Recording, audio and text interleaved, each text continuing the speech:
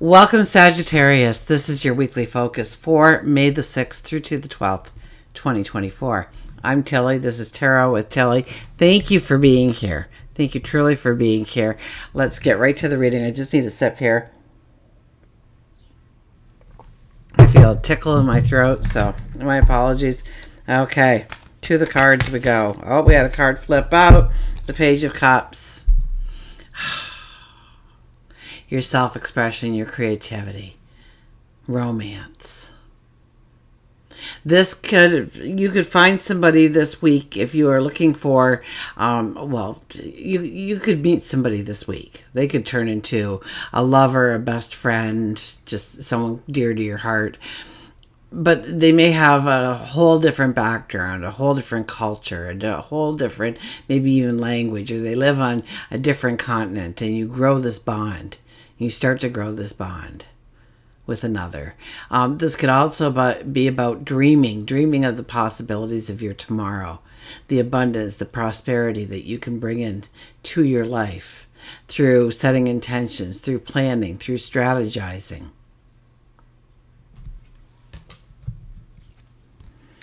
We have the King. Oh, you know what? That wasn't our... it flipped out, so we're not keeping that.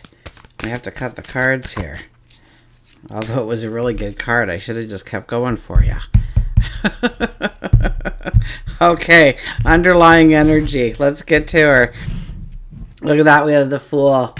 There is a brand new path opening up to you.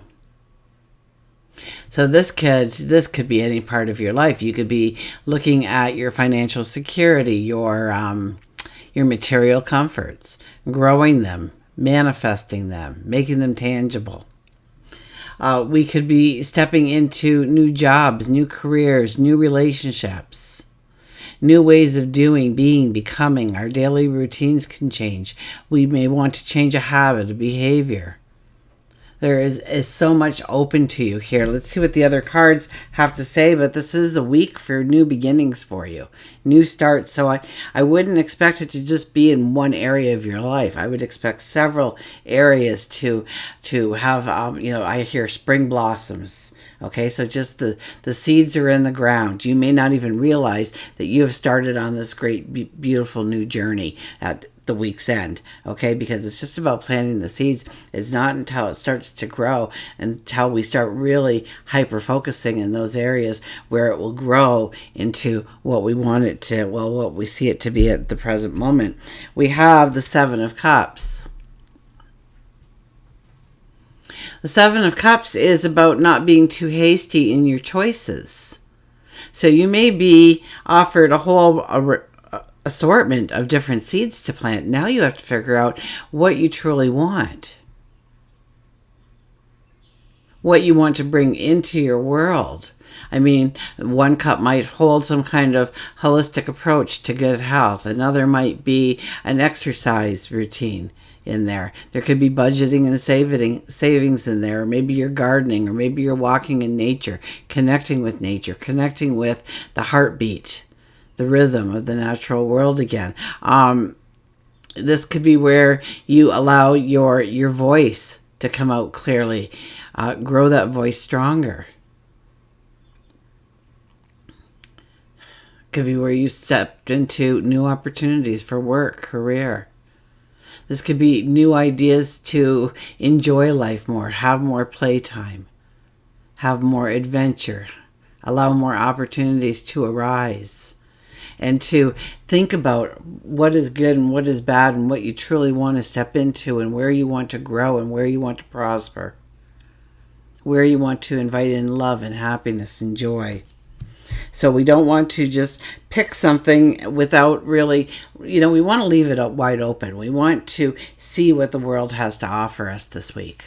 I really do believe that there's so many different paths that you might be able to take, and I think you're going to take several of them, and I don't think that you are going to be even aware of some of the paths that you are choosing subconsciously for yourself just by gaining a new interest or starting a new hobby.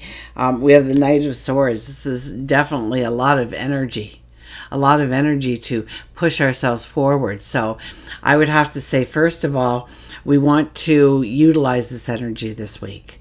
We want to maybe grow our own self-development this week as we await for the opportunities to emerge. So maybe we are learning something. Maybe we are starting some kind of health routine for ourselves. Or maybe we're trying to get on a more consistent schedule. Bringing in some kind of alignment, I would think. But we jump on that stallion, we raise our sword high, and we yell charge. We yell charge because we see the abundance of our horizon. We see so many opportunities presenting themselves. And we want to go and embrace these things. So when we see them, there's also this embracing. So once again, we're being presented a whole bunch of different options here. What are we embracing? What are we saying no to? Where are we growing ourselves more? Maybe it's time to plan a budget or something in order to start having extra money, seeing where you're overspending or wasting your money, where you could be redirecting it in a certain way. Or there's so many things here. Oh my gosh. It's like everything. It's like this rebirth of some sort for you. We have the Four of Cups. This all starts with gratitude. It all starts with being happy and grateful and thankful for what you already have to work with in your life. Even the mundane, simple things in life. In fact, I think simple is better under this energy. It's almost like, well, we have the Fool as the underlying energy. So become a child again. Become a child again and start approaching your world as a child, filled with curiosity, filled with experimentation. Okay, rediscovering things. Okay, maybe it's time to declutter, and as we declutter, we come across different things and we take the time to reminisce about the happiness, the joy it brought us. And at the same time, we're clearing our space for the new adventures to have room to come into our lives. So it's a win-win for decluttering.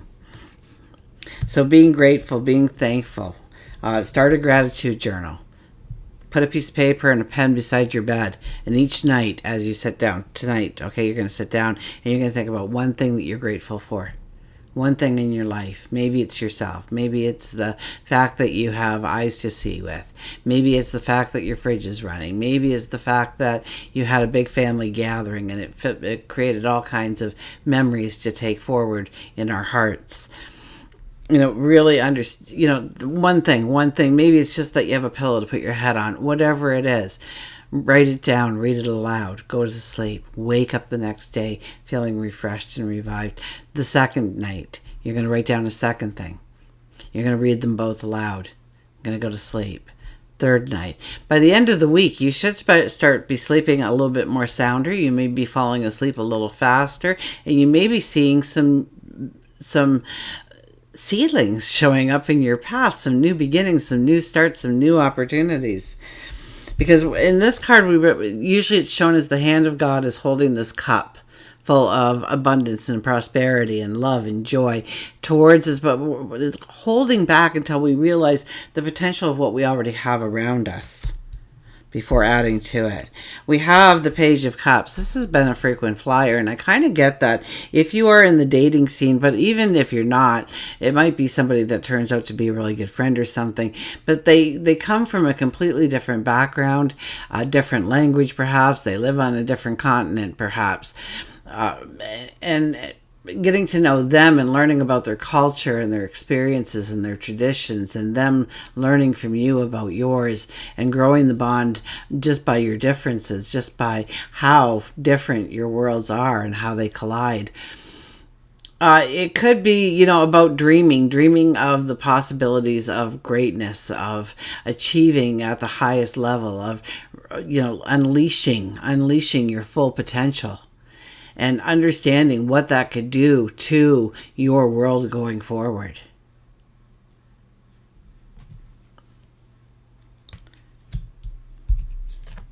And we have the Hermit. The Hermit is about being in the here and now. The Hermit is about going into the cave, into the desert, sitting in our thoughts, understanding what we do have to work with that is around us, and understanding where we want to go and how we are going to plan, how we are going to strategize, how we are going to set our intentions on a daily basis to move us towards that goal, that dream, that desire. We have the Devil. Yeah, it is about a rebirth. It definitely is about letting go. As the week starts, let go of what no longer belongs, supports you, has value in your life. Once again, we're getting to the declutter, but it could be external, it could be internal. And this is a time to let it fall to the fire, burn to ash, and we become the phoenix rising out of the ashes. We have a rebirth, so to speak. This is a very exciting and wonderful reading for you, Sag. It's probably the best out of all of them so far. So this is really, lean towards things that give you stability or allows you a little bit more patience in your life, or your steps are a little bit more practical and sound. Okay, and find peace around you, in nature. Go for that walk, reconnect. Once again, I get reconnect with the rhythm of the world, of the natural world, the heartbeat. So if you can go barefoot, even better. And then as we go to the close of the week, it's about your happily ever after. It's about your best life ever. It's about creating the abundance, the prosperity, the happiness, the joy, the love in your life, okay? I would allow, with the Page of Cups coming out and this cup coming out, I would have to say to grow the enthusiasm, embrace the present moment with enthusiasm and creativity. Allow your creativity to flow under this kind of energy and understand what limits you or blocks you, okay? Go more into a childlike nature, a playful and imaginative side of you and who you are as much as you can this week, and allow the wonderment of the world to open up to you. Absolutely. Now, when we look at work and career, we're looking at the Four of Pentacles. What are you holding on to? What are you not allowing? Maybe you quiet your voice, you don't speak up, you don't demand or insist on things being a certain way. You go with the flow a little bit too much, and it actually hinders your growth process.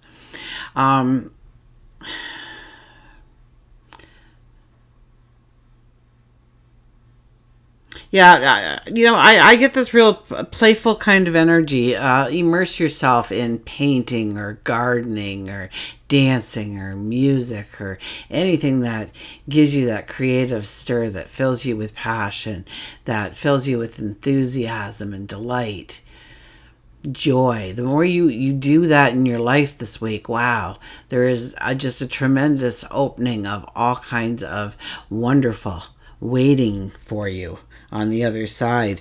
So you have to understand what you're holding back from, or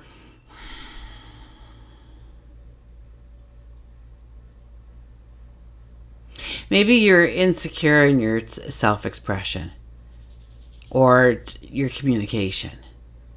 Maybe you think you fumble. Well, if you're anything like me, you get over it. But I use it, if I mess up on the words, because sometimes I do. Sometimes the messages are coming in way too fast and I trip over my words, or all of a sudden I can't think of the word, or I stumble in the pronunciation of the word, whatever it might be, and that could hold me back. That could hold me back from sitting here and talking to you if I was very conscious of that. If I felt like somebody in the past had said, you don't even talk right. I once wrote something for a newsletter like 30 years ago now, but I still remember the editor saying to me, at first I started changing everything, but then I realized that's the way you talk. So I left it as is because it was more from a voice this way rather than editing it to make it sound picture perfect. And I think that's when I could have taken that as a great negative, but I took that as a great advantage, that I have a certain and unique style that nobody else might possess in the way that I possess it. So it's looking at some of the things that you have thought throughout the years to be actually a handicap when it's actually a great asset of yours, and allow healing in, because it might have been somebody's definition. Like, I can still remember her saying those words 30 years ago, and how it changed my perception in what I write, because I always tried to write like most authors write, and it used to drive me insane because I just couldn't do it. I started just putting my voice into it, and then I realized that I could actually do that, and then now I found a balance of the two as I worked with those energies. So look at where you can work with an energy, and let go of a fear or an anxiety, an insecurity about your voice or how you present yourself, or your magic. Maybe you did a wonderful painting once, and it was your total inner expression coming out. I mean, what you were feeling in the moment came alive on that canvas, and somebody went, "Oh, what is that mess?" Now, how did you take it? Did you stop painting? Or did you stop maybe even just showing people your paintings? Hide them, paint over them 1,000 times because you didn't think they were worthy of any kind of appreciation other than your own? Because that's not the truth. That is what somebody told you based on what they were feeling about themselves. Okay, on we go. Let's look at love and relationships fast. Look at this. The Six of Wands. This is really... oh my gosh.